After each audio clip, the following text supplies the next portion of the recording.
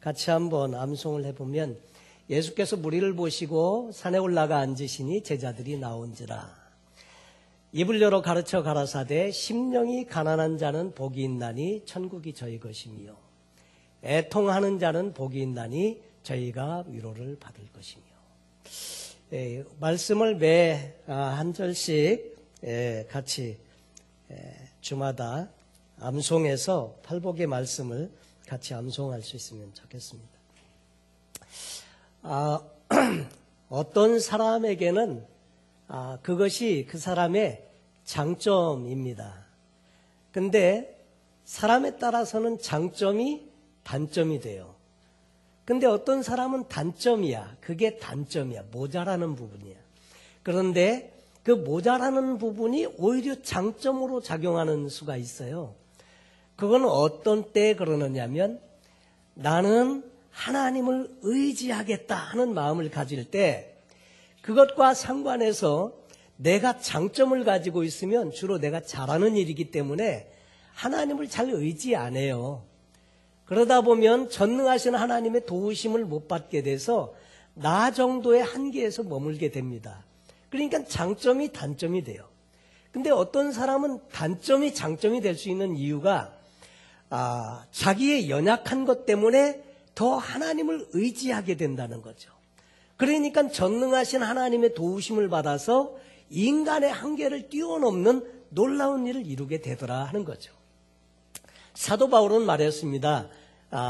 내가 약한 것이 나는 자랑하고 싶은 거다. 왜냐하면 내가 약할 때 더 강해지기 때문이다.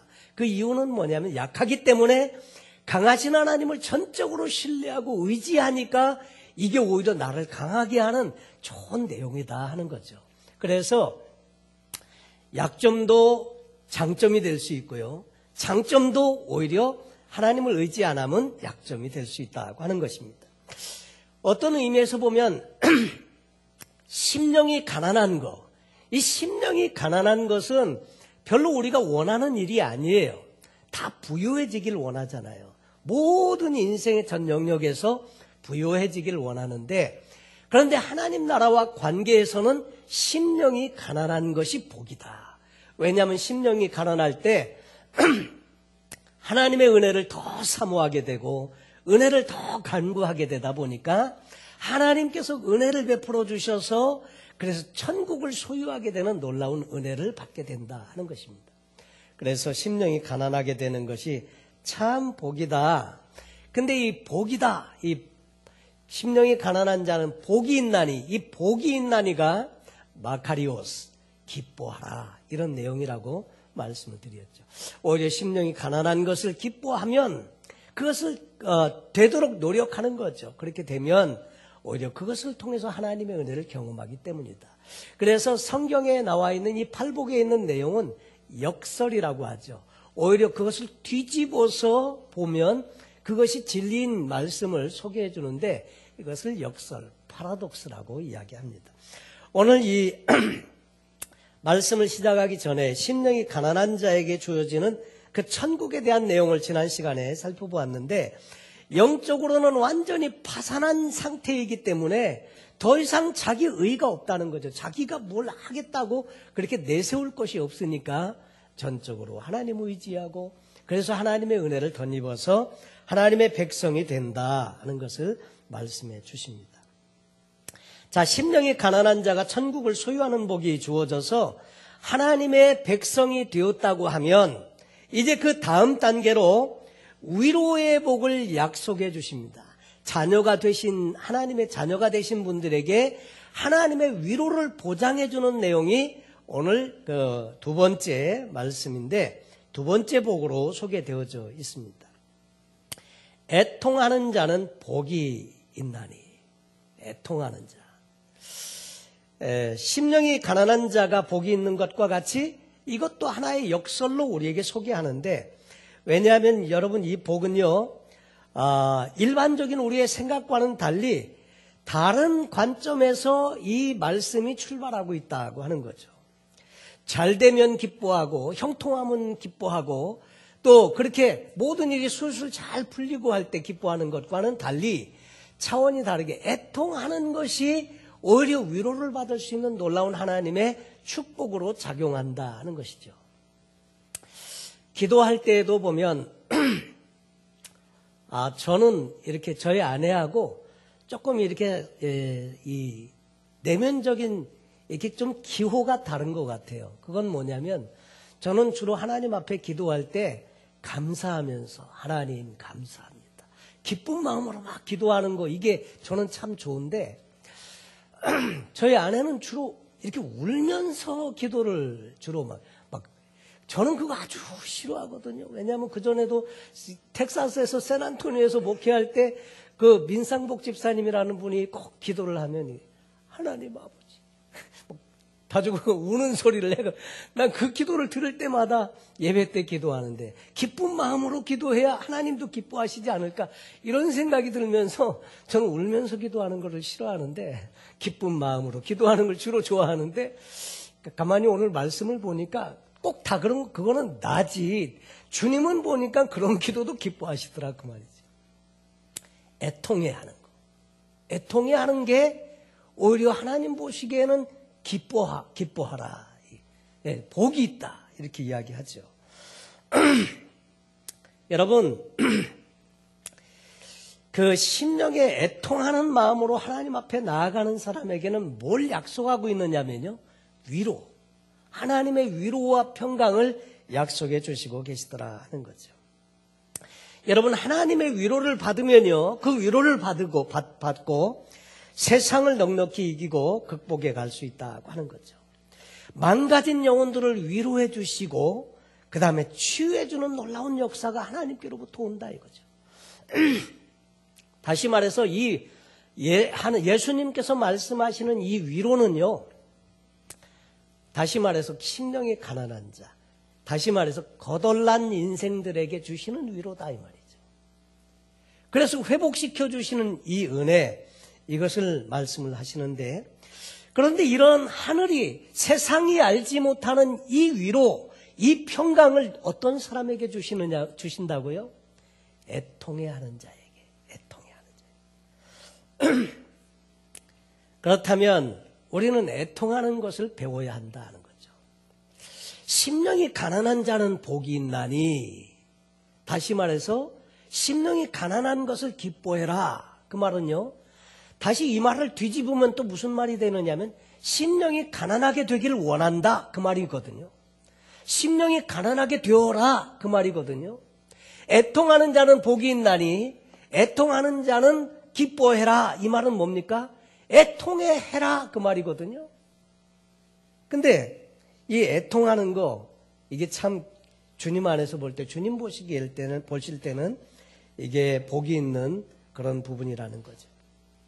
자, 그럼 주님께서 말씀하시는 이 애통은 뭘 말하는 것인지, 그냥 무작정 슬퍼하는 것이 애통하는 것인지, 그냥 가슴을 치면서 내가 안 된 일로 인해서 애통하는 것이 애통하는 것인지, 한국 사람들은 특별히 한이 많다고 그러잖아요. 그래서 옛날에 어떤 가수가 키 조그만 가수 있습니다. 이 가수가 한번 노래를 들고 나왔는데 이런 노래를 가지고 나왔어요. 한많은 이 세상 야속한 이마. 그걸로 이분이 팍 떴는데 조용필이라고. 한많은 이 세상 야속한 이마. 한국 사람들은 한이 많대요. 한. 이 영어에는 이 한이라는 말을 표현할 길이 없는데 이 한이라는 게 있어요. 그러면 그게 주님 보실 때는 기뻐하시는 거냐, 복이 있는 거냐, 또 그런 거는 아니라는 거죠. 이 애통이라고 하는 것을 우리가 잘 이해할 필요가 있습니다. 심령이 가난한 것도 하나님 나라와 관계가 있듯이 애통도 역시 하나님 나라와 관계가 있다는 거죠.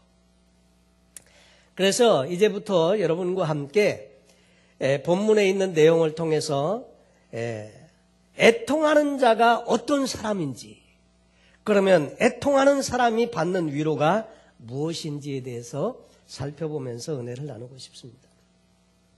첫째, 애통하는 자는 어떤 사람을 가리키나?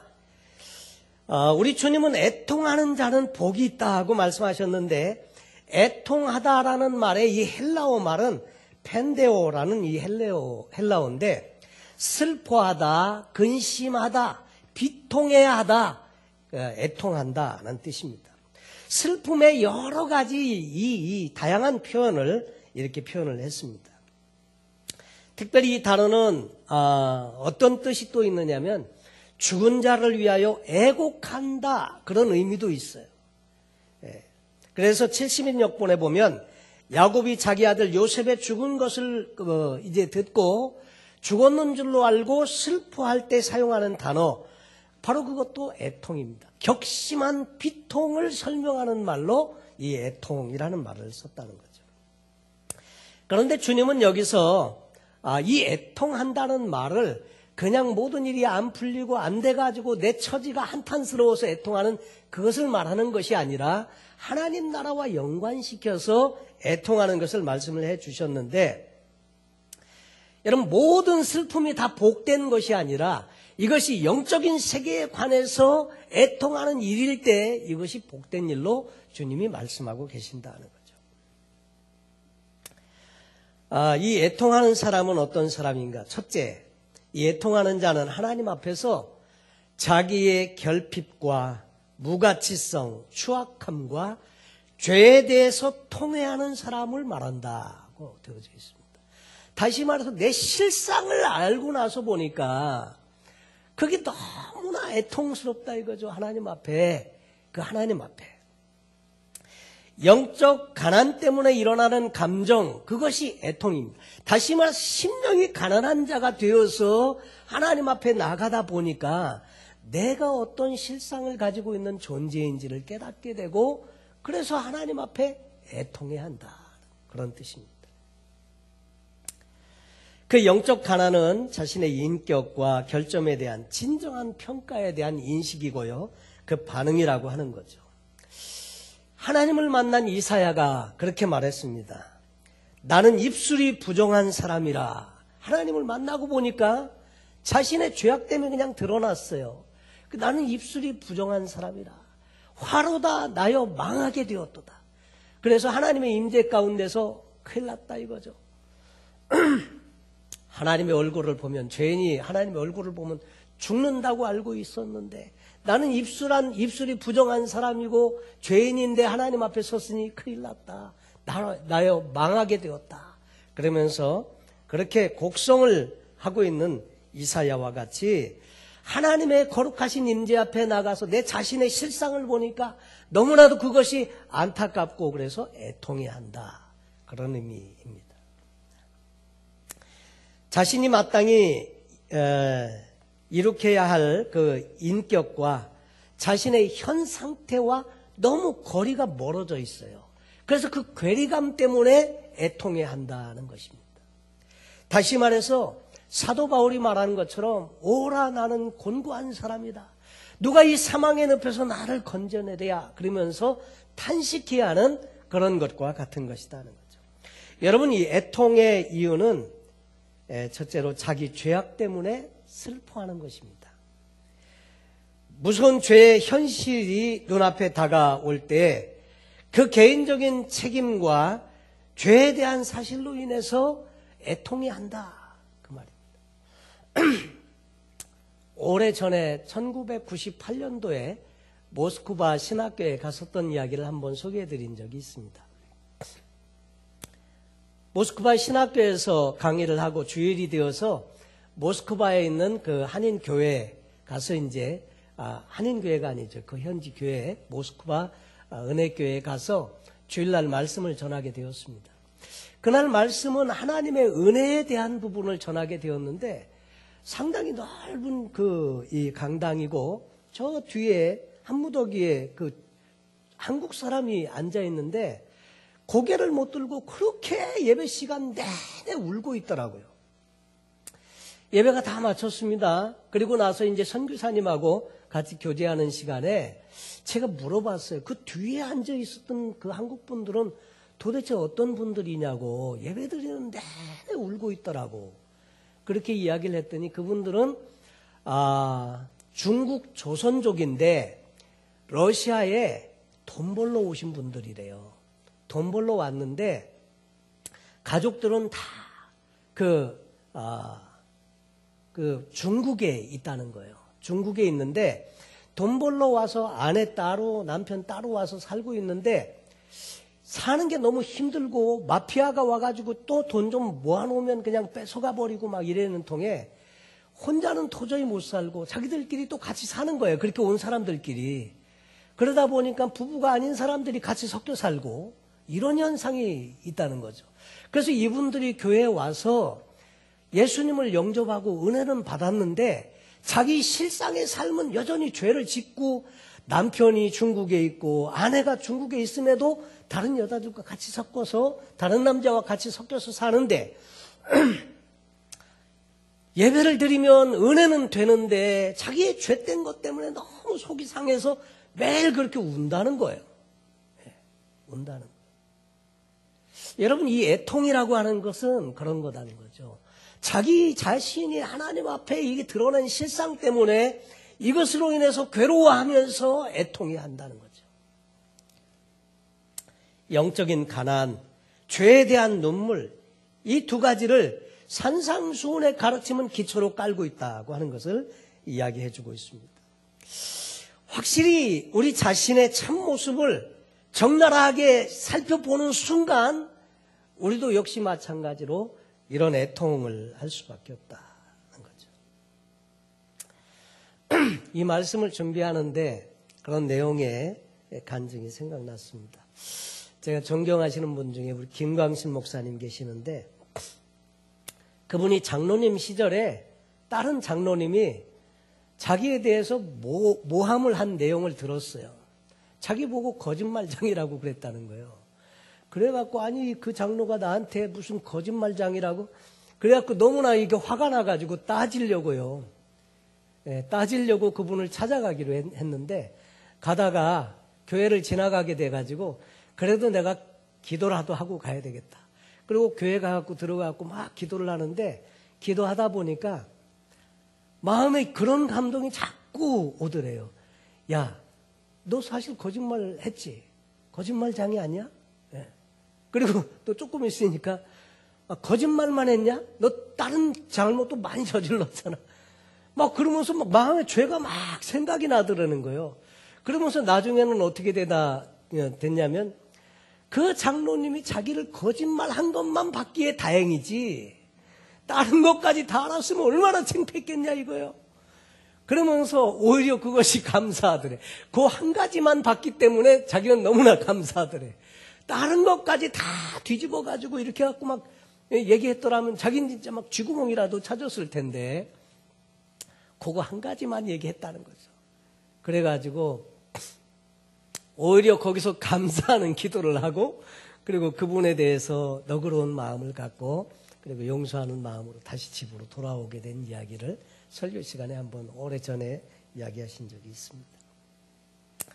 사실 우리는 누가 나더러 좀 잘못된 말로 거짓말장이라거나 그 사람은 아주 못된 사람이라거나 이런 말을 하면 잘 못 참아 하잖아요. 근데 실상은 어때요? 우리는 그거보다 더 하잖아요. 겉으로는 멀쩡해 보이고 다 이래도 실제로 하나님이 보시는 그 눈을 가지고 우리 자신을 살펴보면 정말 우리는 너무나 부끄럽고 참 죄송하고 그렇지 않습니까? 그런 실상을 알 때 우리는 우리의 내면에 일어나는 반응이 애통으로 나타난다는 거죠. 여러분 오늘날 이 피상적인 신앙의 뿌리는 바로 이런 체험의 결여에서 온다. 어떤 분이 그런 말을 했더라고요. 여러분 하루를 마감하면서 오늘 나는 무엇을 했나? 내가 무엇을 말했나? 무엇을 생각했나? 내가 다른 사람에 대해서 어떤 행동을 했는가? 자문해 보는 시간을 갖는 것은 참 좋은 일 같아요. 그래서 인생을 지혜롭게 사는데 시간이 잠자기 전 1시간, 일어나서 1시간 대단히 중요하더라고요. 잠자기 전에 하루를 반성하고 하나님과 하루를 결산하면서 시간을 보내고 일어나서 그날을 하나님께서 축복하시도록 그렇게 기도하면서 출발하고 참 중요한 것 같습니다. 그래서 우리 자신의 내면을 볼 때마다 내 속에서 나를 이렇게 행동하게 하는 것은 무언가? 어찌해서 나는 화를 잘 내는가? 어찌하여 나는 이 성질을 이렇게 못되게 하고 살고 있나? 어찌하여 나는 내 자신을 제어할 수 없는가? 어찌하여 나는 이렇게 불친절하고 식이 많고 악한 생각을 품고 사나? 어찌하여 나는 이렇게 교만하고 이기적인가? 이런 생각을 자주 하면서 우리의 실상을 돌아보고 그때마다 하나님 앞에 애통하는 마음으로 회개하고 씻고 그렇게 나가는 자에게 하나님은 위로를 주시고요. 변화되는 놀라운 은혜를 주신다는 거죠.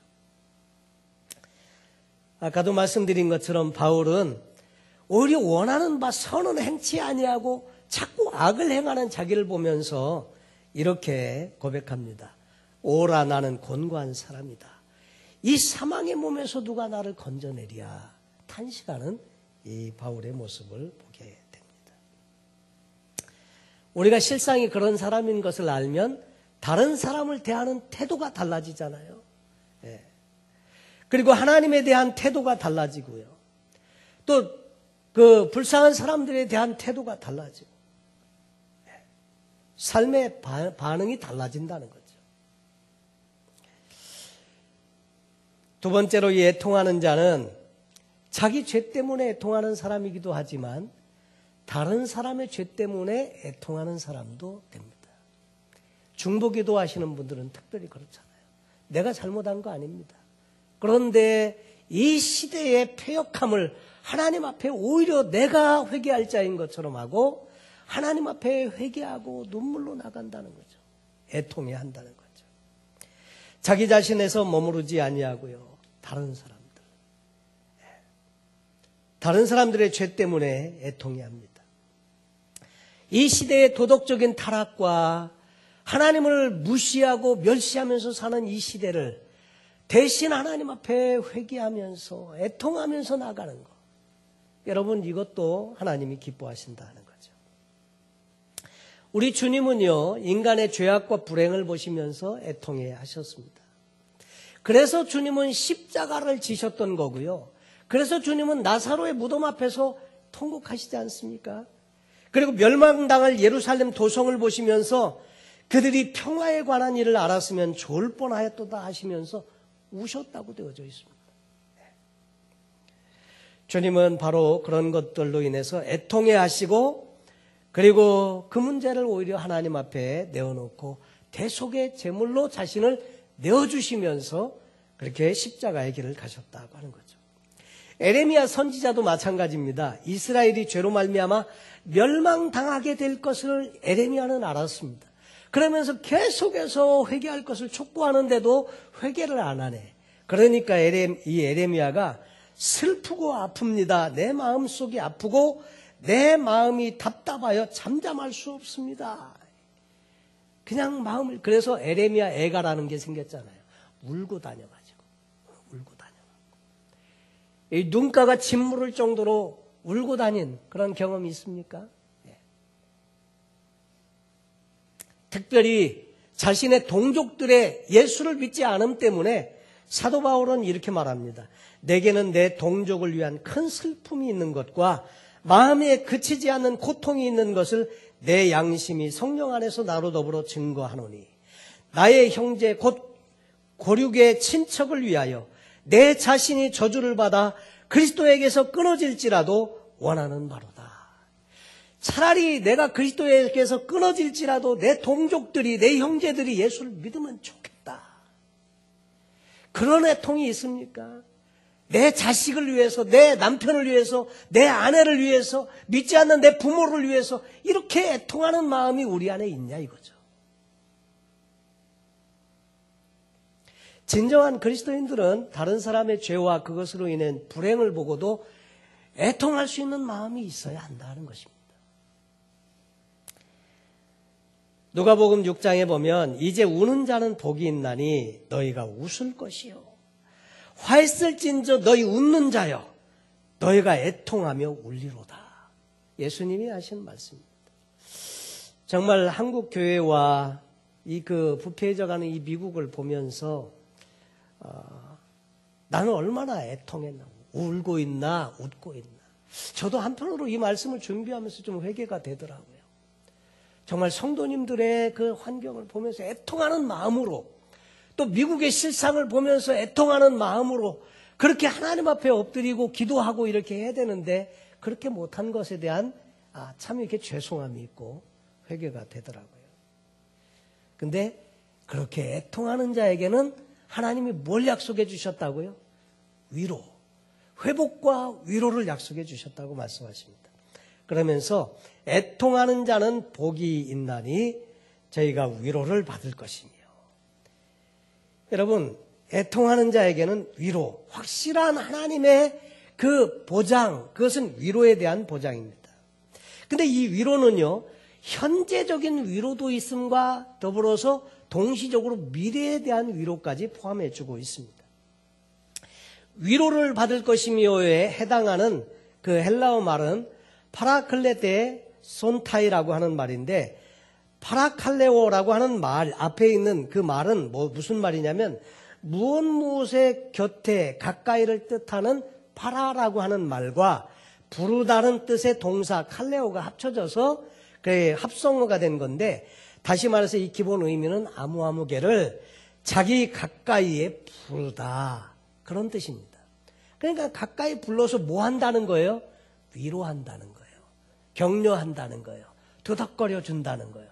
그러면서 회복시켜주는 그 은혜를 이야기하는 것입니다. 가엾게 여기고 동정하고 그래서 위로하고 격려해주는 바로 그런 것입니다. 여러분, 어떤 때는 진짜 위로는요, 진짜 어려운 일을 당했을 때는 말로 굳이 위로 안 해도 됩니다. 옆에 같이 있어만 주어도 위로가 되잖아요.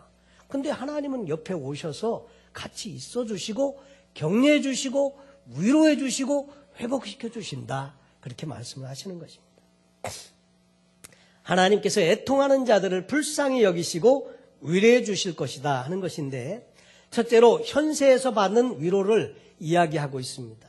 애통하는 자는 예수 그리스도의 임재로 말미암아 위로를 받는데, 여러분, 위로의 주인공은 바로 예수 그리스도시다 하는 거죠. 주님께서 주시는 이 위로, 그래서 마음을 비우면요, 주님이 오셔서 위로해 주시고 회복의 은혜를 주십니다. 예수님은 우리의 부족한 것을 채워주심으로 위로해 주시고요, 우리의 병을 치유해 주심으로 위로해 주시고, 연약한 것을 강하게 해 주심으로 위로해 주시고, 또 실망과 절망 가운데서 있을 때 다시 소망을 가지게 하심으로 위로해 주시고, 그리고 우리가 힘을 잃고 낙심하고 좌절하고 있을 때 힘을 돋구어 주심으로 위로해 주시고 한다는 거죠. 둘째로 이 애통해하는 자들은, 여러분, 특별히 심령의 가난의 기초를 두고 애통을 하게 되는데, 그때 하나님의 용서가 임하게 되고 그 다음에 정확한 위로를 약속해 주시고 계십니다. 그리고 셋째로 충만한 기쁨으로 위로를 받는다, 이렇게 말씀을 하고 있습니다. 그리고 미래에 대해서도 마찬가지입니다. 미래에 대해서도 하나님은 우리에게 계속 함께 하시면서 위로해 주시는데, 언제까지냐? 여기 보면 계시록의 7장 17절에 보면 모든 눈물을 그 눈에서 씻기시며 다시 사망이 없고 애통하는 것이나 곡하는 것이나 아픈 것이 다시 있지 아니하리니 처음 것들이 다 지나갔음이로라. 우리가 주님 나라에 갈 때까지 위로하시고 격려하시고 하신다는 거죠. 여러분, 심령이 가난한 자는 복이 있나니 기뻐해라. 천국이 저희 것이며, 애통하는 자는 복이 있나니 기뻐해라. 왜냐하면 하나님께서 친히 위로해 주시고 격려해 주시고 또 그 다음에 회복시켜 주실 것이기 때문이다. 그래서 우리는 이 심령이 가난하게 되는 것이 필요하고 애통하는 것이 필요한데, 어떻게 그러면 애통하는 자가 될 수 있냐? 하나님의 말씀을 통해서, 또 하나님의 말씀을 묵상하고 기도하는 중에 성령께서 우리 속에 있는 죄를 깨닫게 하시고, 그리고 그 문제에 대해서 하나님 앞에 기도하고 나갈 때, 그리고 우리 주변에 우리가 정말 중보하면서 기도할 때, 그 모든 일에 대해서 우리도 애통하는 심령을 가지고 우리 하나님 앞에 기도하고 나갈 때 하나님의 위로가 있고 회복이 있고 격려가 있다고 하는 거죠. 여러분, 소원하기로는 우리가 사는 동안에, 평생 동안에 정말 우리의 삶에 하나님의 위로가 그치지 않는 그런 삶이 되시면 좋겠습니다. 여러분, 심령에 애통하는 심령이 있습니까? 분명히 하나님의 위로가 올 줄로 믿습니다.